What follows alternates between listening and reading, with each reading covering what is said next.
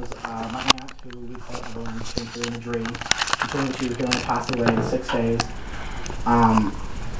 And she told me when we were going to get calls throughout the week and the times, and I wrote them down. And lo and behold, the days that she told us that we would get the calls, we got the calls telling us updates about how she was. And then on the 6th day she did pass away. It was really going into the 7th day. It was about 3 o'clock in the morning. She told me how she was going to pass away, which I already knew. She had a brain tumor from a car accident. And then after that, I thought, this is just an experience. This is, something that probably won't ever happen again. I was extremely afraid of it because I thought, I didn't really make much of it. But then thinking about it, of how this happened, how it started, I began to realize that, it's something that I should have been afraid of, but now I know that I shouldn't have. Shortly after that, a young girl attached to me by the name of Sarah. She crossed over. I had no clue what crossing over meant. This was probably around when I was 11. So I talked to her, we became friends. And it was more like just a friendship between us. She would come any day, anytime. Nights, she would wake me up to talk to me. She would never talk to me. She would always be crying for the first good bit, and then after a while she would begin to get happy that I was there talking to her. And then around the same period, probably a month or two after the Sarah girl attached to me, I got something demonic. I don't know if anybody believes or knows about demonic. There's 3 kinds of demonic figures. You have the black blob, then you have the coat type of thing. He's wearing the cloak, it's black. And then you have the ones that can form into other people, other loved ones. And they're the ones you have to be careful for. They're the ones that, from my understanding, possess people, if people believe in possession. Mine was just the blob type thing, and every time I would close my eyes, it was the only time I would see it. And that upset me. And then I tried to explain this to Sarah, the girl that was with me. She didn't care, she just wanted to talk to me. And then, unfortunately, a 3rd spirit attached me, which was not good. I didn't like that. I was very rude to him, sarcastic. Didn't care that he was with me.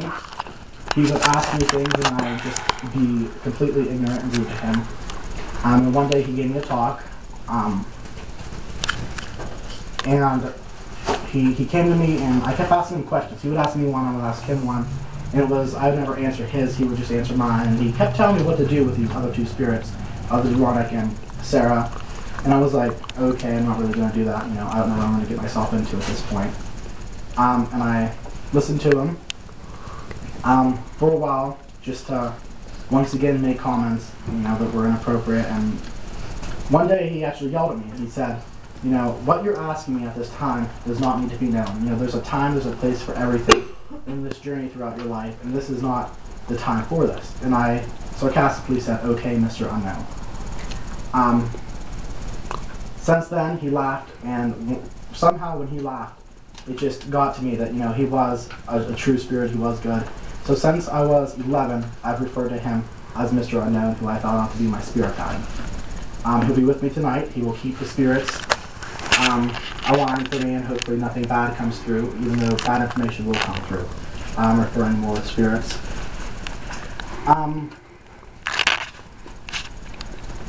Something else that he did, he actually told me what to do to cross her over, Sarah, and to get rid of the demonic figure. And I did that, and it happened. I didn't know how to thank him. I just listened to him and gave him my respect. And always listen to him. He teaches me morals, he teaches me what to do, right and wrong. I still do wrong, and he is not happy with that. He gives me talks a lot.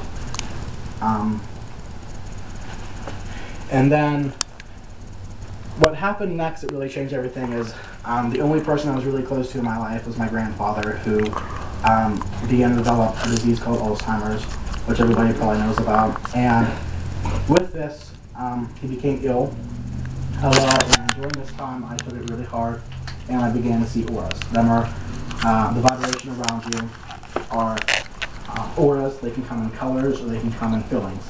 Depression, happiness, sadness, anger.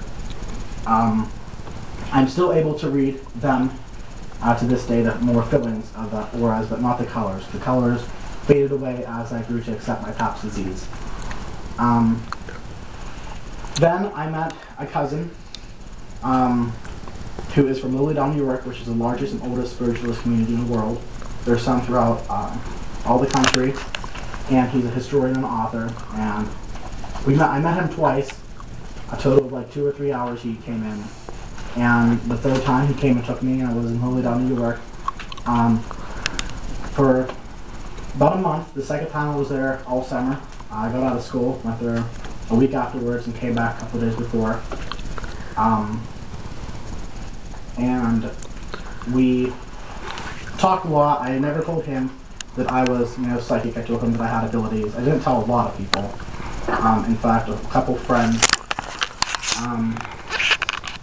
Not really any family, except for my pap, who I would talk to even though he had this disease. And something weird is when I was in New York, I could see my pap plain as day. I would call my grand, call my mom, tell them, Pap, he's not really there each day. He must be out of it, or sleeping. And every time I called him, I said something. That's exactly why. It was weird because he either was up, a day or two straight, or asleep a day or two straight. And I never talked to him one time in 3 months when I was in New York. Every time I called, I would call him and saw him.